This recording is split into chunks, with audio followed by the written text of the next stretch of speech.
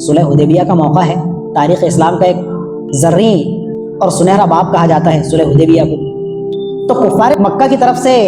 ایک شخص منتخب کیے گئے تھے، ان کا نام تھا عروہ ابن مسعود ثقفی، قبیلہ بنو ثقیف سے ان کا تعلق تھا اور نام تھا ان کا عروہ ابن مسعود۔ تو صلح حدیبیہ کے موقع پر یہ حالت کفر میں تھے، کافر تھے۔ وہ مسلمانوں کے پاس گئے، کفار کے کچھ مطالبات ان کے سامنے رکھے، معاملات جو کچھ بھی ہوئے وہ تاریخ کے اندر محفوظ ہے۔ انہوں نے صحابہ کرام کا حضور کے ساتھ عشق و محبت کا جو منظر دیکھا تو وہ اس کو بیان کیے بغیر رہ نہیں سکے۔ جب وہ واپس آئے کفار مکہ کے پاس تو انہوں نے کہا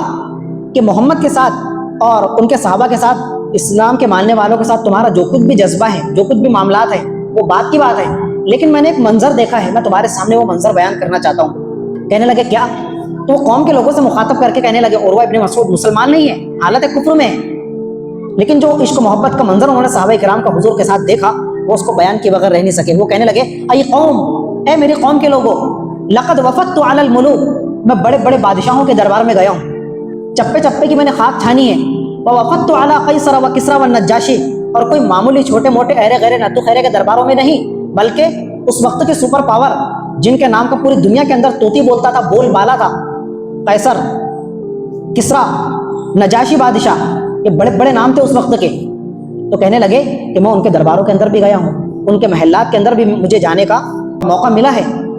لیکن واللہ ما ان رأیت ملکا قط انہ یعظم اصحابہ کما یعظم اصحاب محمد محمدا۔ وہ کہنے لگے میں خدا پاک کی قسم اٹھا کر یہ بات کہہ سکتا ہوں کہ جو منظر نامہ میں نے محمد کے ساتھیوں کا ان کے ساتھ میں دیکھا ہے وہ کسی بادشاہ کے دربار میں بھی مجھے دیکھنے کو نہیں ملا۔ وہ کہنے لگے کیا بات کر رہے ہو؟ کہنے لگے کہ جتنی تعظیم، جتنی تکریم، جتنا ادب و احترام محمد کے ساتھی ان کا کرتے ہیں نا، وہ کسی بادشاہ کے درباری اور بادشاہ کے وزیر بھی بادشاہ سلامت کا نہیں کرتے۔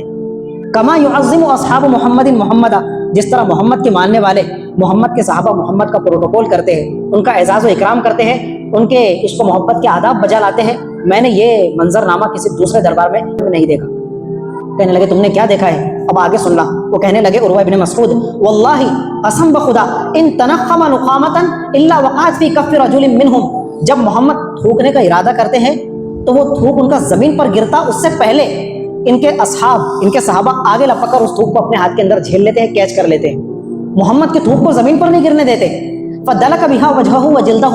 اور ان میں سے جس کے بھی ہاتھ کے اندر، جس کے بھی ہتھیلی پر وہ تھوک گرتا ہے، پڑتا ہے، وہ اس کو اپنے چہرے پر ملنے لگتا ہے، اپنے جسم پر ملنے لگتا ہے، عشق و محبت کے اندر حضور کا تھوک۔ صحابہ کرام نے اتنی ٹوٹ کر حضور سے محبت کی ہے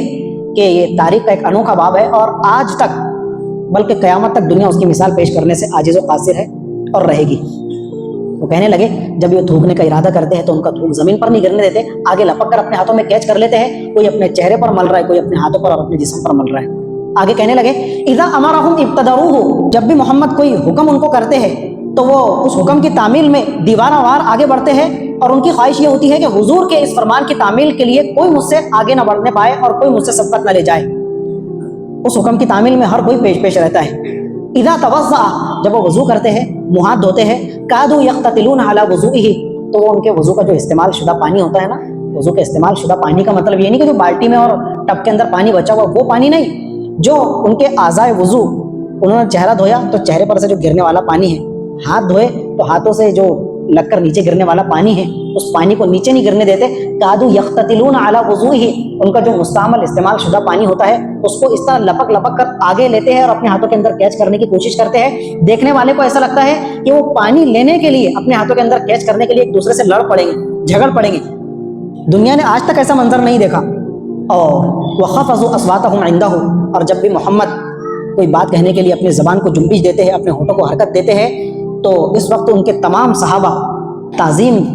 اور ادب کے مارے اپنی آواز ان کے سامنے اونچی نہیں کرتے، بالکل خاموش چپی سادے ان کی بات کو سنتے ہیں۔ اور اگلا جملہ انہوں نے ارشاد فرمایا وما يحدون الیہ النظر تعظیما لہ، اور میں نے تمام صحابہ کا یہ ماجرا دیکھا، اور وہ ابن مسعود کافر ہے، حالت کفر میں ہے، لیکن گواہی دے رہے ہیں کہ محمد کے صحابہ کا ان کی تعظیم کے بارے میں یہ عالم ہے کہ وہ ان کی طرف کبھی نظر بھر کر بھی نہیں دیکھتے۔